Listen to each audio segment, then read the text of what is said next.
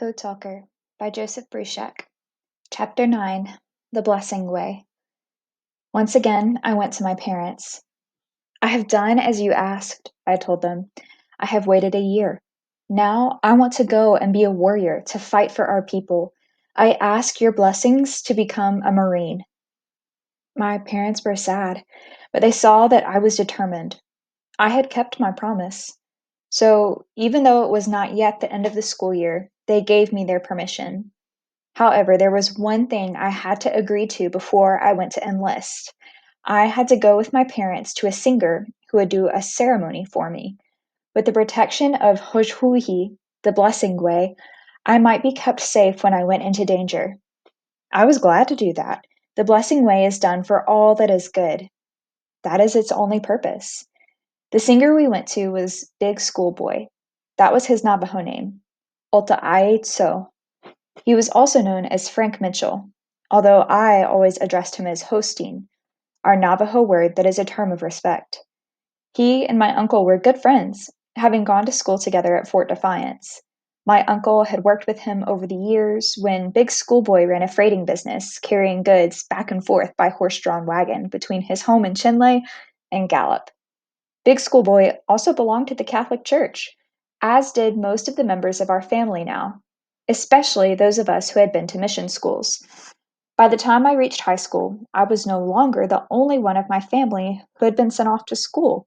My 3 younger brothers, my baby sister, and quite a number of my cousins had followed my lead. Although my parents knew less about Catholicism than their parents did, they had been baptized and went with us when we attended church. But being Catholic did not mean we would forget the holy people in our Navajo way. It was an honor to have Hosteen Mitchell do the protection ceremony for me.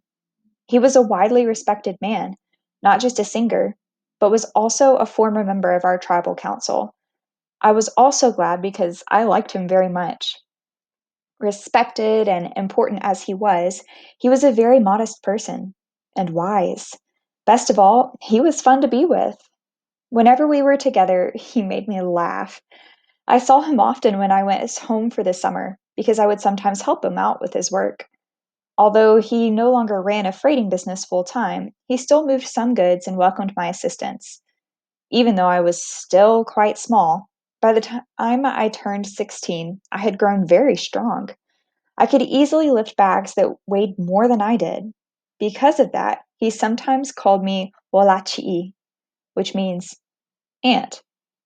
I took that as a joking compliment, as everyone knows that ants are powerful, despite their tiny size.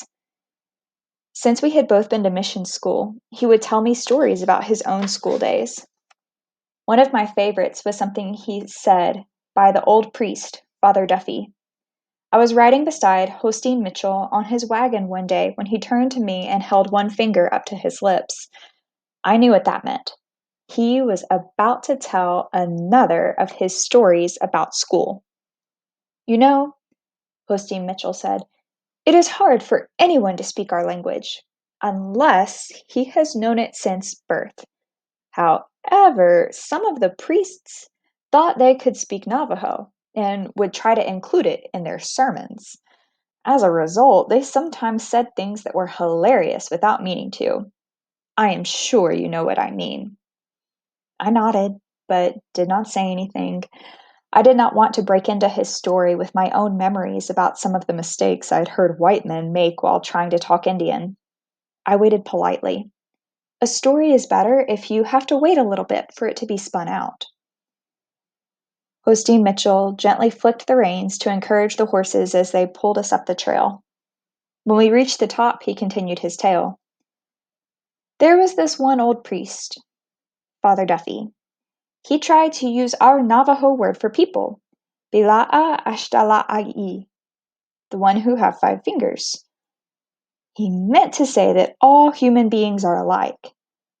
But instead of saying that all people have 5 fingers, he said that we all have 5 of something else. Hosteen Mitchell chuckled. People tried not to laugh, but every Navajo in the church was just choking as he or she attempted to keep quiet. Hosty Mitchell also liked to talk with me about the similarities between our Indian beliefs and those of the Catholics. He did so the day after my parents agreed to allow me to join the Marines. You know Walachi'i, he said to me, tapping his lip with his long forefinger. That golden rule and those other things that Jesus Christ said people needed to live by. I nodded. Well, Hosteen Mitchell continued, that golden rule and those other things he did makes me think that maybe Jesus was a Navajo. Then he laughed. If any of those Christian white traders behaved the way their Bible tells them to live, they would all go broke. I think that we do not need to worry too much about that, I said. Then both of us laughed even harder. I was eager to go and sign up for the Marines, but I knew I would have to be patient and wait for Hosteen Mitchell to tell us when he could do the blessing way. Perhaps it would be weeks.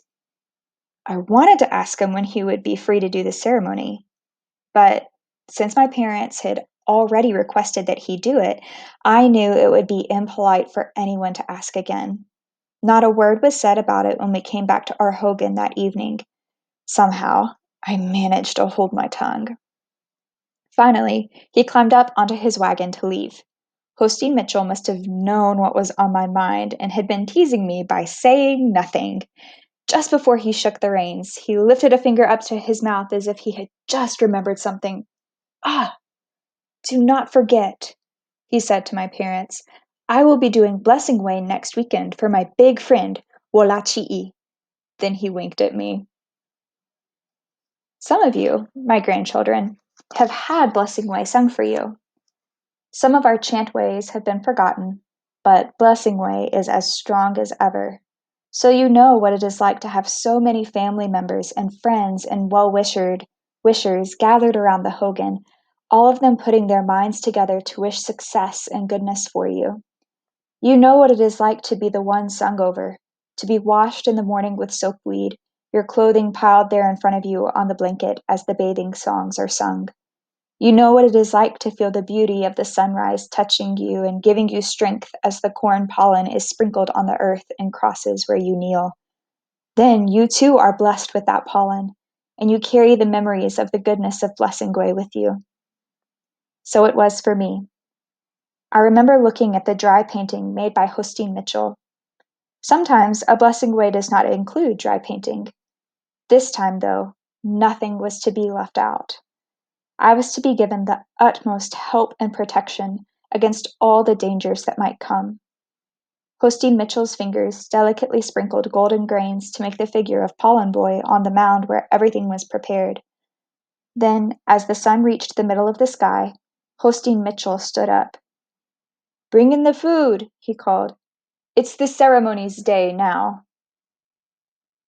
There is not much to say about the time between the noon meal and the evening when the ceremony began again with the blessing of everything from the sacred items in the Hogan to all of the personal possessions people had with them.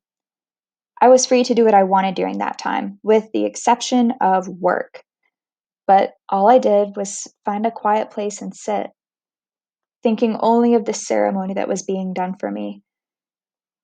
I was feeling peaceful and grateful that I was so loved and cared for by my family and our friends.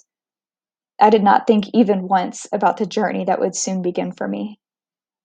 Even now, 60 years later, I still feel the beauty of that night.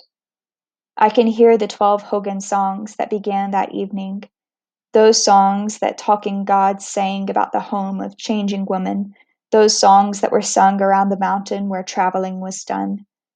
Song after song followed, every one of them chanted by Hosteen Mitchell. These days, other singers help out and do some of the songs, but Hosteen Mitchell always did every single song himself. So it went all through the night with songs and blessing.